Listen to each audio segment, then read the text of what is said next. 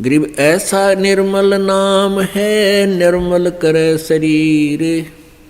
और ज्ञान मंडलीक है, चकवे ज्ञान कबीर। ऐसा निर्मल नाम है और निर्मल करे शरीर। और ज्ञान मंडलीक है और चकवे ज्ञान कबीर। एक ऐसा मंत्र है, ऐसा नाम है जो हमारे पाप कर्मों को समाप्त करके हमारे शरीर को, आत्मा को, सूक्ष्म शरीर को निर्मल कर देता है।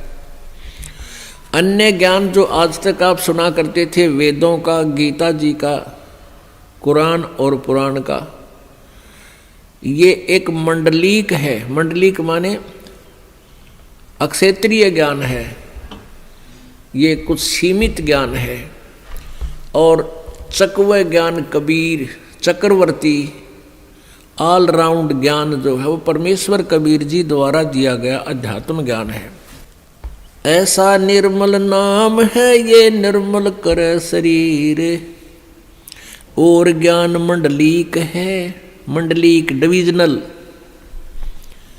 और चकवे ज्ञान कबीर, कबीर परमेश्वर जी द्वारा दिया गया वो सच्चिदानंद घन ब्रह्म की वाणी में, कबीर वाणी में जो ज्ञान है वो चक्रवर्ती ज्ञान है, ऑल राउंड ज्ञान है और ऑल ज्ञान है। जैसे गीता जी अध्याय नंबर 4 के श्लोक नंबर 32 में कहा है कि जो 25 से लेकर 31 तक साधनाओं का जो वर्णन किया गया है, इससे भी और अन्य साधनाएं विशेष विस्तार के साथ सच्चिदानंद घन ब्रह्म की वाणी में, ब्रह्मणे मुखे सच्चिदानंद घन ब्रह्म की वाणी में विस्तार से कही गई है। और उनको तू कर्मों से यानी काम करते करते, हठ योग नहीं, अपनी क्रियाओं से करने से वो सफल होती हैं, संपन्न होती हैं और फिर वो तो सभी कर्मों से मुक्त हो जाता है। उस ज्ञान को जो सच्चिदानंद घन ब्रह्म की वाणी में है, चौथे अध्याय के 34वें श्लोक में कहा कि उस ज्ञान को तू तत्वदर्शी संतों के पास जाकर समझ, उनसे सुन।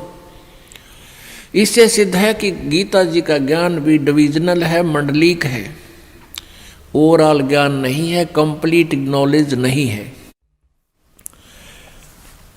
इसी प्रकार यजुर्वेद अध्याय नंबर 40 के श्लोक नंबर 10 से लेकर 13 तक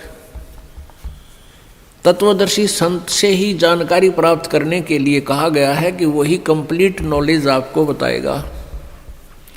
इससे सीधा है कि वेदों का ज्ञान भी इनकम्प्लीट है, डिविजनल है, ये ऑल राउंड नहीं है।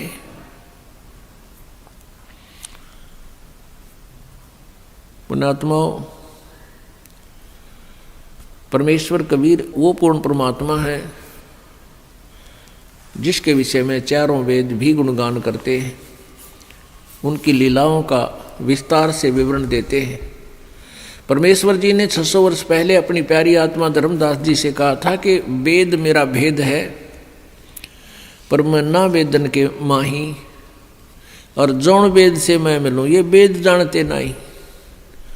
मैं इन चारों वेदों में नहीं हूँ, अर्थात मुझे पाने की विधि इन चारों वेदों में नहीं है। और जिस वेद से मैं मिलूँ उस चक्रवर्ती ज्ञान से, वो वेद जानते नहीं। वेदों में भी लास्ट में ये लिख दिया जाता है, नेति नेति नेति।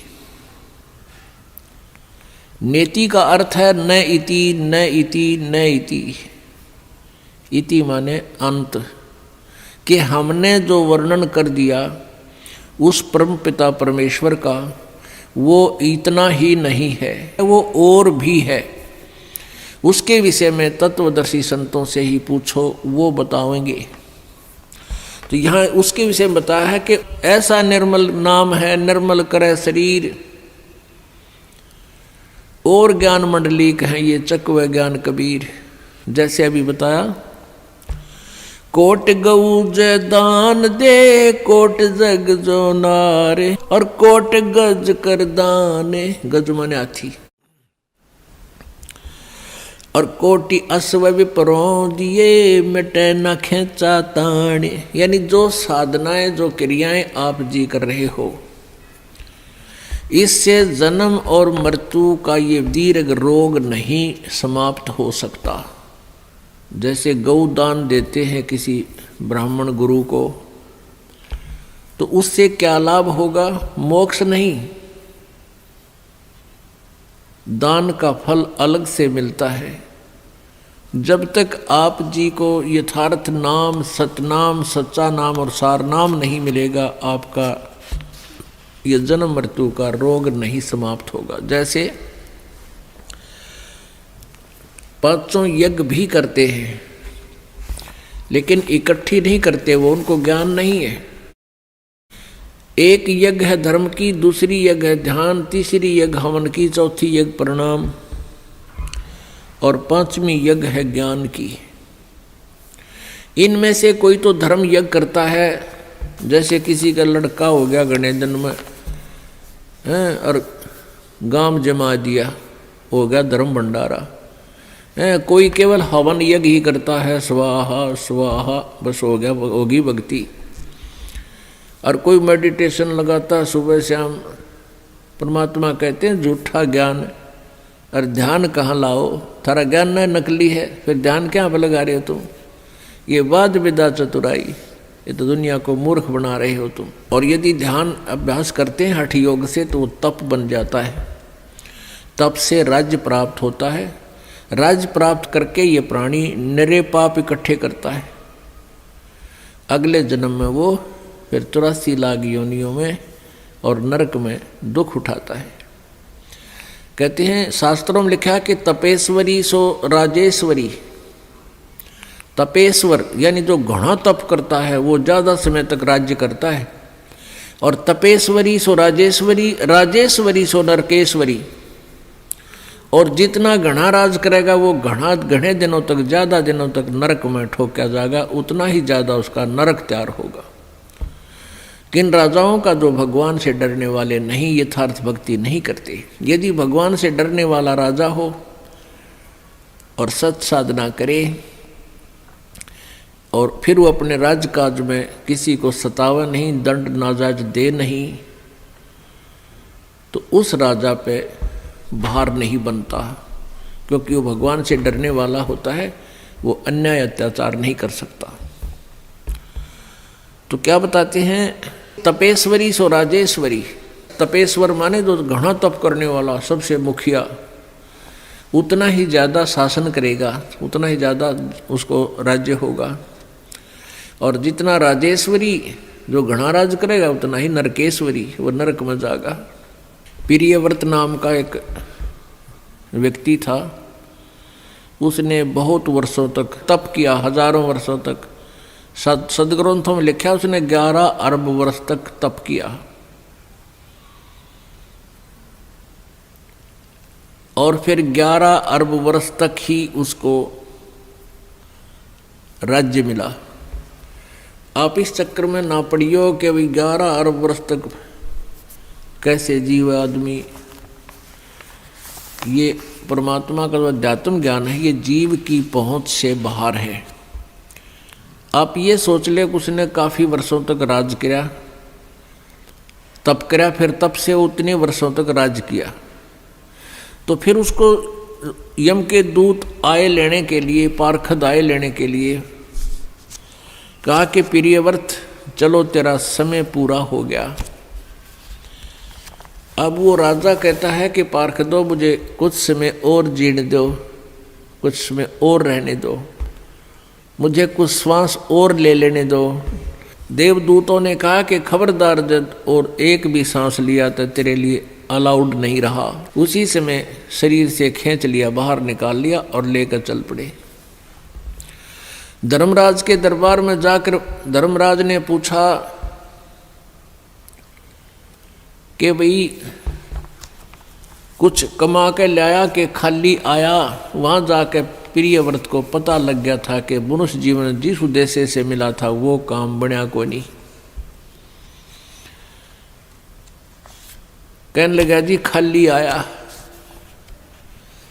और कहा मुझे कुछ समय और दे दो, मैं भक्ति करूँगा, बकवाद नहीं करूँगा।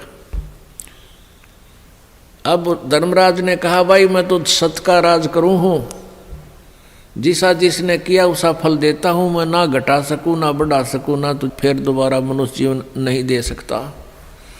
तने 11 अरब वर्ष तक तप कराया था, इतना इतना राज कर लिया।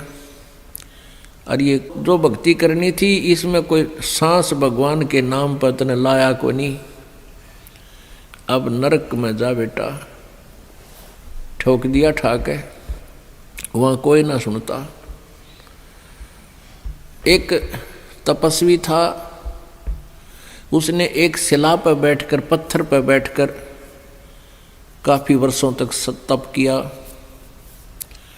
तप करके जब वो वापस दरबार में आया तो न्यायाधीश ने पूछा, उस धर्मराज ने पूछा, धर्मराय ने पूछा कि भाई तपस्वी, अदल करूं कि फजल करूं? अदल मीन न्याय और फजल मीन रहम। तो तपस्वी ने कहा कि मैं न्याय चाहूंगा, कि मैंने तो तप कराया है डट के। कहने लगा न्याय करो। धर्मराज ने पूछा कि तूने जो तप किया था किस चीज के ऊपर बैठकर किया था? कि शिला पर। वो शिला तेरी है या मेरी? धर्मराज ने पूछा जिस शिला पर बैठकर तूने तप किया था वो तेरी है या मेरी?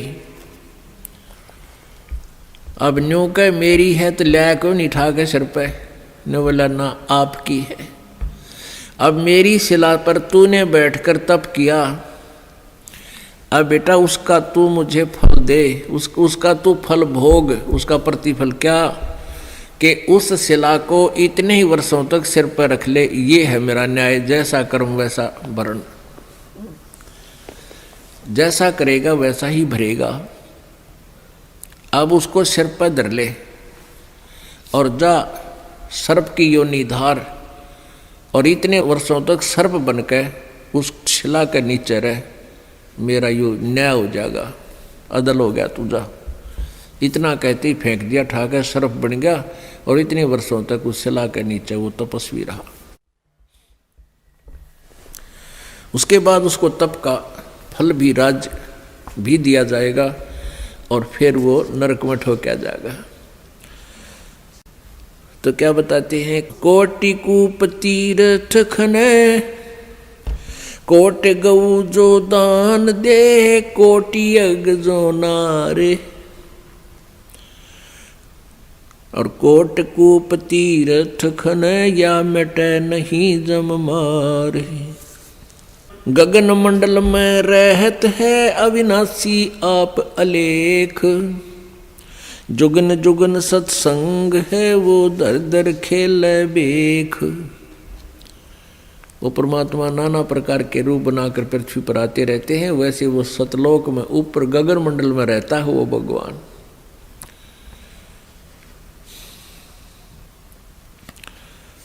और यही वेद बताते हैं, ऋग्वेद मंडल नंबर 9 सूक्त नंबर 86 मंत्र नंबर 26 और 27 में। ऋग्वेद के ही मंडल नंबर 9 सूक्त नंबर 1, 2, 3 और मंडल नंबर 20 मंत्र 1, मंडल नंबर 9 सूक्त नंबर 96 के 16 से 20 में ये स्पष्ट किया हुआ है कि वो पूर्ण परमात्मा कबीर देव सतलोक में रहता है, एक तीसरे धाम में विराजमान है, वहाँ रहता है। वहाँ से गति करके नीचे आता है, अपनी प्यारी आत्माओं को ज्ञान देने के उद्देश्य से वहाँ प्रकट होता है, उनको प्राप्त होता है, फिर ज्ञान बताता है।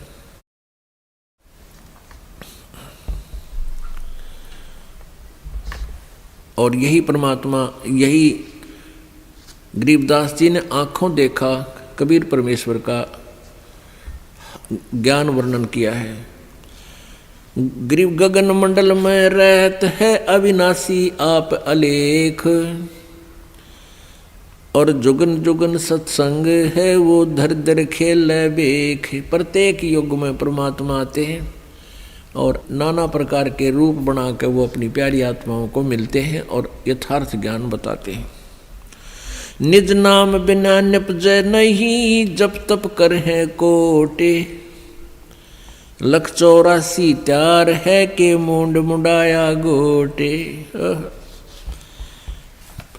ये कई प्रकार के ऋषि सिर भी मुंडवा लेते हैं, दाढ़ी मूछ भी खूब मुंडवा के नौकती कोरा कचकोला कटवा लेते हैं।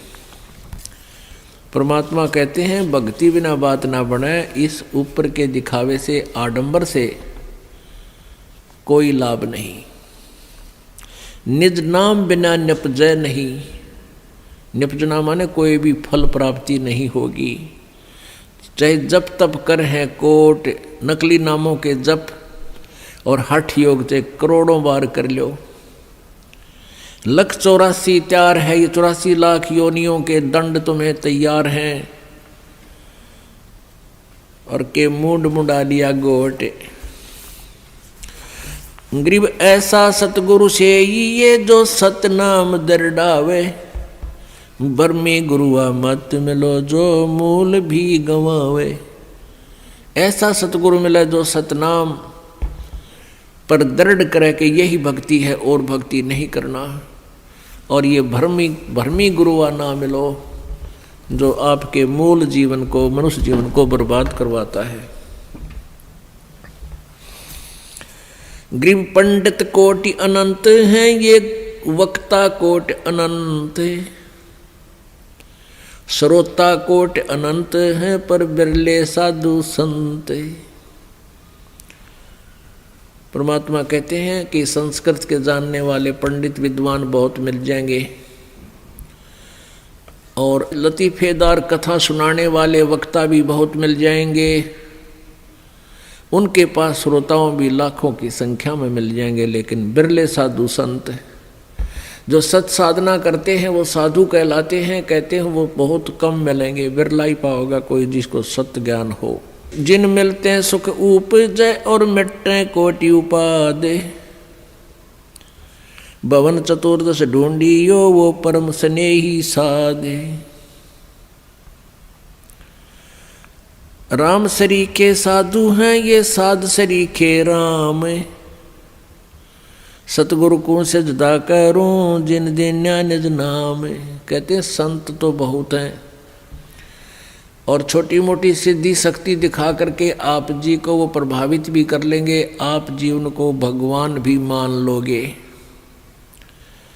लेकिन कहते हैं सतगुरु के सिजदा करूं, सतगुरु के सिजदा करूं। ओह जिन दीन्हा निज नाम। कहते वो बलिहारी हूँ उस गुरुदेव पर जिसने यथार्थ मंत्र हमें दे दिया। बाकी छोटी मोटी राहत से हमें हमारा काम नहीं चले। जैसे परमेश्वर से परिचित होने के उपरांत आदरणीय दादू साहेब जी ने कहा था, और संत सब कूप हैं केते दरिता नीर। दादू अगम अपार है वो दरिया सत कबीर। कहते हैं कुछ एक तो संत ऐसे समझो जैसे कुआं हो, थोड़ी सी राहत मिल गई लेकिन कुएं से सिंचाई भी नहीं हो सकती। और कहते दरिता नीर, और अच्छे कोई संत साधु भक्ति के से सिद्धि युक्त है, वो ऐसे समझ लो जैसे कोई छोटा मोटा झरना को थोड़े बहुत अक्षेत्र को सिंचाई कर सकता है।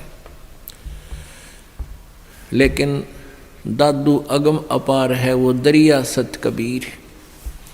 और दरिया का इतना जल होता है कि बहुत कितने क्षेत्र ने सिंचाई कर ले फिर भी पानी जल समाप्त ना हो। अर्थात पूरा लाभ पूर्ण परमात्मा ही देता है। तो ऐसे ही यहाँ बताया है,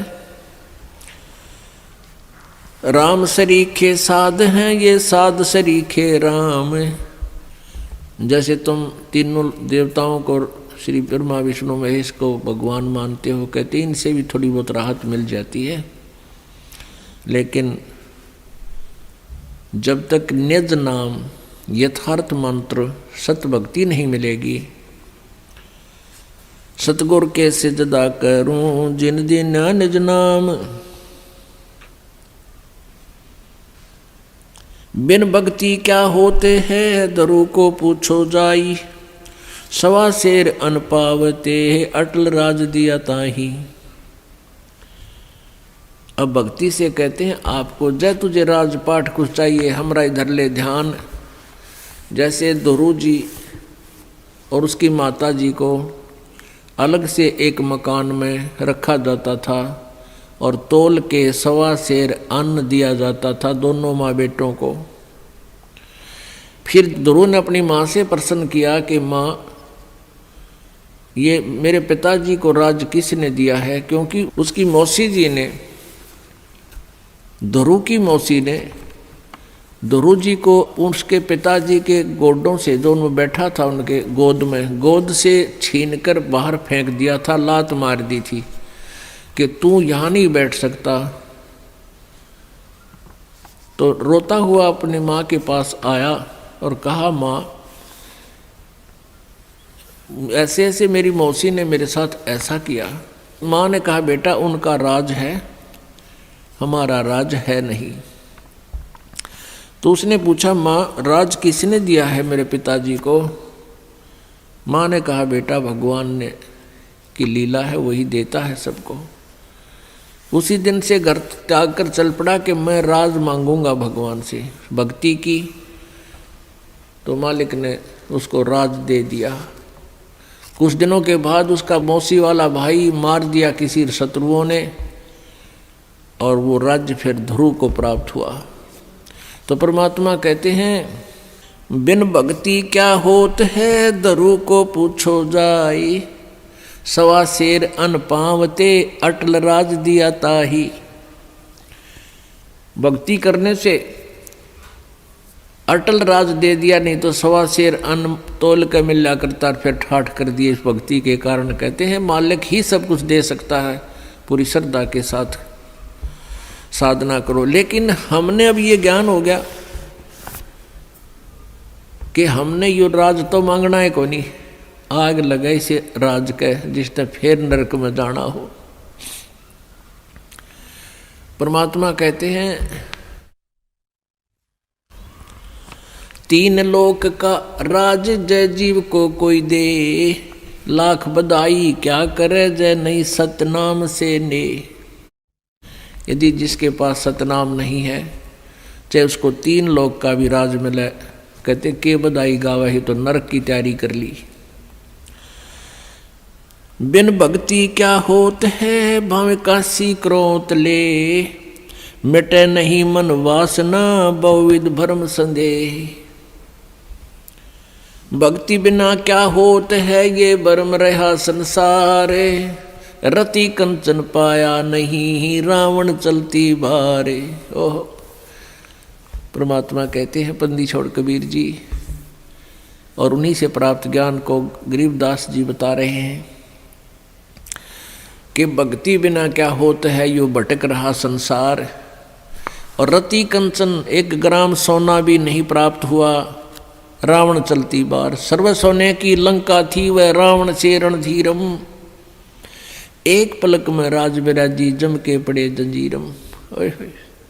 सारी सोने की लंका बना रखा था, महल सोने की, जैसे हम गारा की ईंट बनाते हैं ऐसे सोने की ईंटें बना बना के उसने महल बना रखे थे। ओए होए। लेकिन सत भक्ति की नहीं। भक्ति तो की उसने तमोगुण भगवान शिव की, लेकिन पूर्ण परमात्मा की परम अक्षर ब्रह्म की साधना नहीं की। उसके विषय में कह रहे हैं कि सत भक्ति बिना क्या होता है, ये भरम रहा संसार। और रति कंचन, रति माने 100 ग्राम भी। रति कंचन, कंचन मीन सोना, स्वर्ण, गोल्ड। रति कंचन पाया नहीं, रावण चलती बार। जाते समय 1 ग्राम भी सोना लेकर नहीं गया और फिर नरक में ठोका गया। गरीब धना भगत की धुन लगी, बीज दिया जिंदा ने। सूखा खेत हरा हुआ, काकर बोई जाने। अपने आत्मा परमात्मा से जो अनहोनी होती है और हुई है, अब भी हो रही है, ये उन्हीं को होती हैं जो सत भक्ति करते हैं, परम संत की शरण में रहते हैं, और सच्ची लगन से साधना करते हैं।